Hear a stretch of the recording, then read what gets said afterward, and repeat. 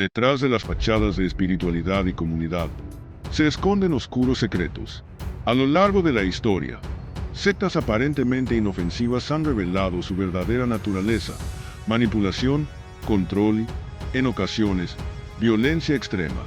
En este video, exploraremos algunos de los casos más impactantes de sectas que han dejado una huella indeleble en la historia.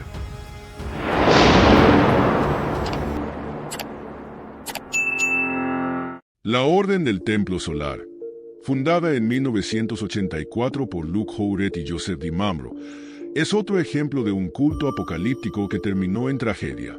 La orden combinaba elementos del cristianismo, la masonería y creencias esotéricas, y afirmaba que el fin del mundo estaba cerca. Los líderes de la orden convencieron a sus seguidores de que debían prepararse para una transición espiritual que los llevaría a otro planeta, donde serían salvados del apocalipsis. En 1994, más de 50 miembros de la orden murieron en lo que fue descrito como una muerte ritual. Sin embargo, muchos de ellos no murieron por su propia mano, sino que fueron asesinados antes de que sus cuerpos fueran quemados en ceremonias macabras.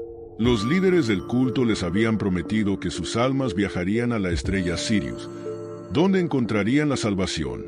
Edith Bonnier, hermana de una de las víctimas, relató cómo su hermano fue arrastrado a la muerte por el culto. Mi hermano siempre fue alguien vulnerable, buscaba respuestas. Cuando conoció a Houret, estaba convencido de que había encontrado su camino. Nunca imaginé que terminaría de esta manera, asesinado en nombre de una creencia absurda. Si te está gustando el video, no olvides suscribirte al canal. Necesitamos de tu ayuda para seguir creciendo. Dale like y deja tu comentario. Continuemos. Colonia Dignidad es otro de los casos más macabros en la historia reciente, y su legado de horror sigue vivo en la memoria de muchos chilenos. Fundada en 1961 por Paul Schaffer, un exmédico nazi, esta comunidad cristiana se estableció en el sur de Chile bajo la promesa de ofrecer un estilo de vida simple y religioso. Sin embargo, la realidad dentro de la colonia era completamente diferente.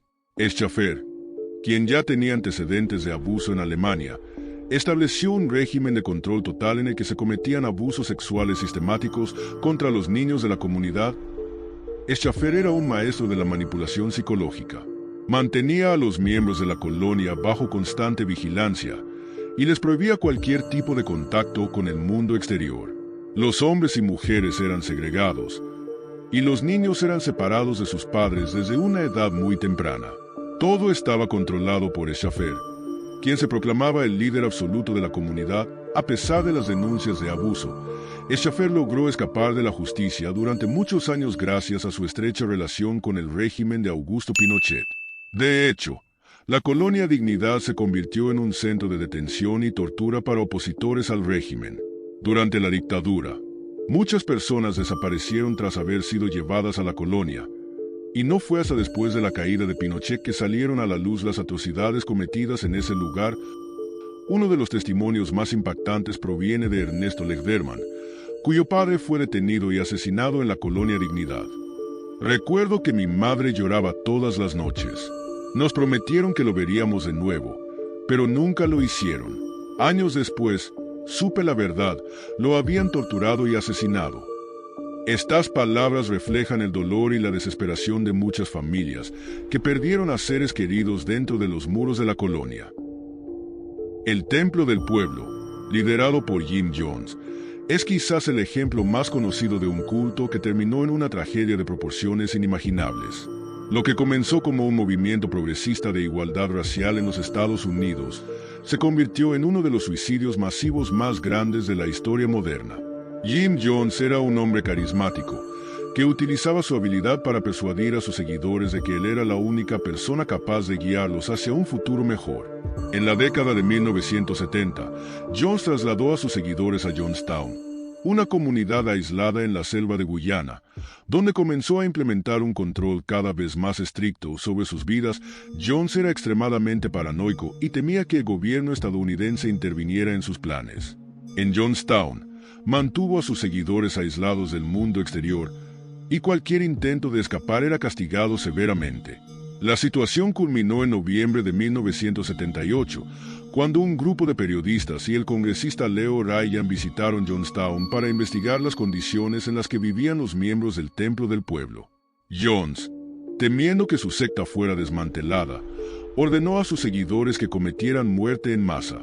El día de las muertes, Jim Jones utilizó altavoces para convencer a sus seguidores de que la única forma de escapar del sufrimiento era mediante la muerte. Los adultos fueron obligados a beber cianuro mezclado con jugo, y a los niños se les administró veneno a la fuerza. Laura Johnston Cole, una de las pocas sobrevivientes, recuerda: era como un sueño. La gente que amaba estaba cayendo al suelo a mi alrededor, muriendo. Quise detenerlo, pero sabía que si me negaba, me matarían también. Más de 900 personas murieron ese día, incluyendo casi 300 niños. El culto del monstruo de Kaijado es uno de los más escalofriantes que se han documentado. Operando en la región de Kaijado, este culto clandestino fue descubierto a principios de los años 2000 y se cree que llevaba años operando en secreto. Sus prácticas incluían sacrificios humanos y canibalismo, todo bajo la promesa de que los participantes obtendrían poder y riqueza a cambio de estas atrocidades. El horror del culto salió a la luz cuando las autoridades encontraron cuerpos mutilados y evidencia de canibalismo ritual. Los líderes del culto afirmaban que comer la carne de sus víctimas los hacía invencibles. Un exmiembro anónimo que logró escapar del culto describió las aterradoras escenas que presenció. Nos dijeron que el sacrificio humano nos purificaría, que nos daría poder, pero lo que vi fue un verdadero infierno. Niños sacrificados, y la carne de sus cuerpos utilizada en rituales. Nunca podré olvidar esos días, nunca. Aum Shinrikyo es una de las sectas más infames de la historia reciente. Fue fundada en 1984 por Shoko Asahara en Japón, bajo el nombre original de Aum Shinrikyo, que significa la enseñanza de la verdad de Aum. Al principio, la secta combinaba elementos del budismo y del hinduismo, atrayendo a muchos jóvenes japoneses que buscaban una forma de espiritualidad que se apartara de las creencias tradicionales del país. Lo que inicialmente parecía un movimiento pacifista y espiritual, pronto se transformó en un culto apocalíptico, liderado por un Asahara cada vez más paranoico y radical. Shoko Asahara, cuyo verdadero nombre era Chizo Matsumoto, nació en 1955 en Kumamoto, Japón. Padecía de ceguera parcial, lo que lo llevó a asistir a una escuela especial. Sin embargo, Asahara mostró desde joven una gran ambición y deseo de poder, lo que lo llevó a involucrarse en varias prácticas esotéricas antes de formar su propio grupo espiritual. En 1987, Asahara afirmó haber alcanzado la iluminación, lo que le permitió atraer a un número significativo de seguidores que lo veían como un líder espiritual. A medida que Aum Shinrikyo creció en número e influencia, también lo hicieron las preocupaciones de las autoridades japonesas y de la sociedad en general.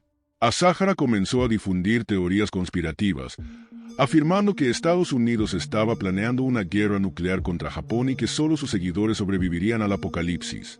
Para prepararse, la secta comenzó a acumular armas químicas y biológicas, lo que culminó en el infame ataque con gas sarín en el metro de Tokio en 1995. Este ataque fue uno de los peores actos de terrorismo en Japón. El sarín es un agente nervioso extremadamente letal, y la liberación de este gas en un área tan concurrida como el metro de Tokio fue devastadora. Los miembros de Aum perforaron bolsas que contenían el gas y luego abandonaron los trenes. En cuestión de minutos, los pasajeros comenzaron a experimentar síntomas graves como dificultad para respirar, ceguera temporal y, en los casos más graves, la muerte. El horror de ese día aún resuena en la memoria colectiva de Japón. Una víctima, Shizue Takahashi, cuyo esposo falleció mientras intentaba ayudar a las víctimas del ataque, recordó: "Recuerdo su última llamada. Me dijo que estaba bien, pero que había muchas personas sufriendo. Nunca volví a escuchar su voz". La tragedia dejó cicatrices profundas no solo en las víctimas directas, sino en toda la sociedad japonesa, que hasta entonces se había considerado segura frente a este tipo de violencia. Muchas gracias por quedarte hasta el final de este video. Si te gusta este tipo de contenido, no olvides suscribirte al canal y darle en la campanita, y así YouTube te avisará cada vez que suba un nuevo video. No siendo más, que tengas un lindo día. Hasta pronto.